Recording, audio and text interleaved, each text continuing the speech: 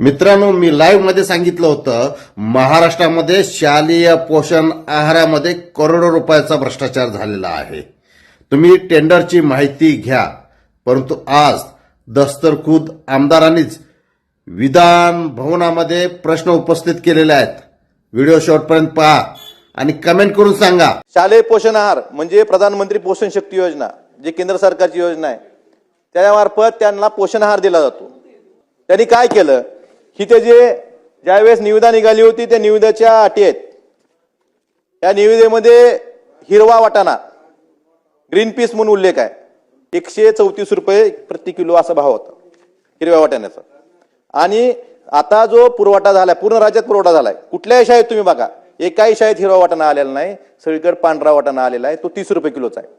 म्हणजे 134 रुपयानं टेंडरमध्ये टाकायचं, 134 रुपयानं बिल उचलायचं आणि 30 रुपये किलोचा वाटाणा तिथं पुरवठा करायचा.